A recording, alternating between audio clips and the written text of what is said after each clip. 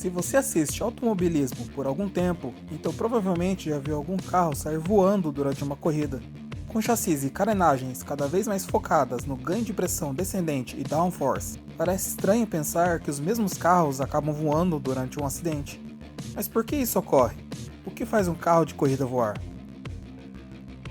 Exemplos de carros voadores não faltam: Fórmula 1, NASCAR, Turismo, Endurance. Praticamente todas as categorias já tiveram de lidar com acidentes do tipo, e medidas sempre são tomadas para tentar evitar que tais acidentes ocorram.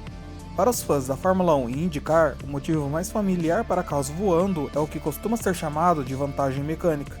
No GP da Europa de 2010, Mark Webber disputava a posição com Rick Kovalainen da Caterham, e o australiano aproveitava o vácuo do finlandês para ganhar velocidade.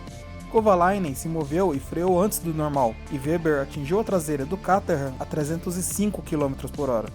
Quando os pneus se tocaram, o pneu do Caterham levantou o pneu da Red Bull, e como a superfície dos pneus estava com movimentos opostos ao se tocarem, o efeito de subida foi praticamente duplicado, fazendo o carro voar com ainda mais intensidade.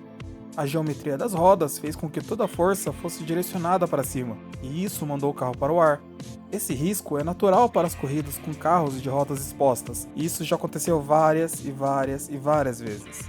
No caso da Fórmula 1, as regras sobre se movimentar na zona de frenagem foram endurecidas, e as áreas de escape foram aumentadas para impedir consequências mais graves nos acidentes. A IndyCar chegou a utilizar um chassi desenvolvido especialmente para impedir esse tipo de acidente, mas acabou descartando a opção alguns anos depois.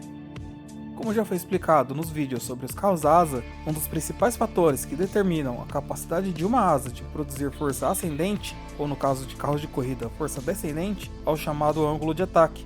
Dependendo do ângulo no qual a asa corta o ar, é possível controlar a quantidade de força que ela produz. Por isso que ajustes nas asas dos carros sempre são feitos antes ou durante as corridas, seja qual for a categoria. Mas isso também se aplica ao carro, já que todo o corpo pode ser projetado para produzir downforce. O Mercedes CLR é um exemplo clássico de como o projeto pode resultar em desastre.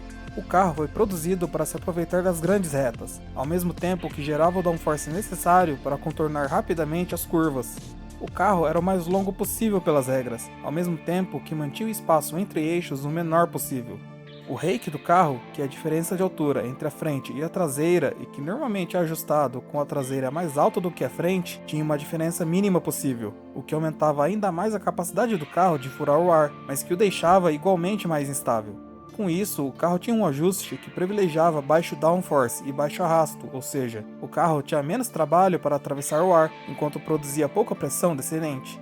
O seu rake era de 0,7 graus, enquanto os outros carros normalmente utilizavam algo em torno de 1,5 a 3 graus.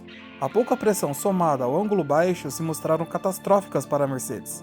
Mark Webber, aquele mesmo que voou em Valência, saiu voando a 289 km/h enquanto se dirigia à curva Indianápolis em 99. Após passar por uma pequena elevação na pista, o ar entrou por baixo do carro, e isso criou um pequeno espaço com pressão suficiente para levantar a frente do chassi. Quando isso aconteceu, o ar entrou por baixo do carro e acabou com o pouco downforce que ele produzia. O veículo saiu voando e acabou fora da pista. Isso aconteceu 2 vezes com Webber e uma vez com seu companheiro de equipe, Peter Dumbreck. Um Porsche 911 GT1 também saiu voando no circuito de Road Atlanta com Yannick Dalmas. Para impedir novos acidentes desse tipo, a FIA limitou o tamanho das saliências para a entrada de ar na frente do carro, diminuindo assim a quantidade de downforce produzida pelo assoalho. A parte acima das rodas também foi aberta, dando espaço para que possíveis bolsões de ar pressurizado possam ser eliminados se levantar a frente do carro. Aliás, se esse vídeo está sendo informativo ou simplesmente está sendo divertido, deixe o seu like e se inscreva no canal. Parece pouco, mas ajuda bastante na produção de conteúdo. Agora, voltando ao vídeo, um segundo efeito aerodinâmico pode ser notado com menos frequência no automobilismo. Se por algum motivo um carro acaba rodando e deslizando de lado, as chances desse carro sair voando eram altas. Esse tipo de acidente era visto principalmente na NASCAR, mas também acontece em outras categorias mundo afora. O problema nesse caso é o fato de que quando o carro vira de lado, ele acaba atuando como se fosse literalmente uma asa de avião.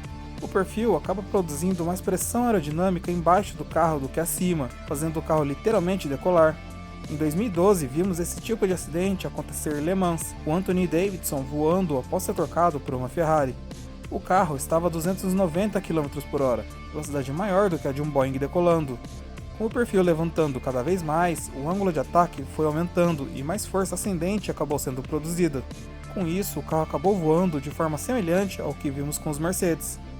A NASCAR vê isso acontecer com mais frequência porque os carros andam sempre próximos e possuem bem menos downforce do que outras categorias mundo afora. A categoria tem usado flaps no teto do carro para amenizar o problema, que se levantam toda vez que o carro vira de lado.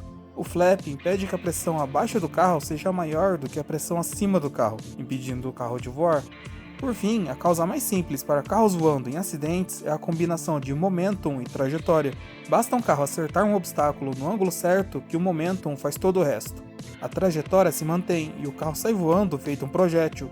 Os exemplos mais básicos desse tipo de acidente são aqueles no qual um carro atinge uma zebra ou uma barreira conhecida como salsage, que acabam funcionando como rampas.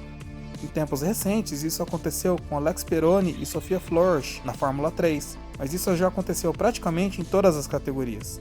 Não há muito o que fazer nesses casos, a não ser retirar algumas barreiras e aumentar a capacidade dos carros de absorver os impactos, protegendo o piloto. Se você gostou do vídeo, dê o like, ele é muito importante. Se você não é inscrito e quer conhecer mais sobre Fórmula 1, inscreva-se no canal. Dúvidas, sugestões ou críticas são sempre bem-vindas, deixe aqui nos comentários. Até a próxima!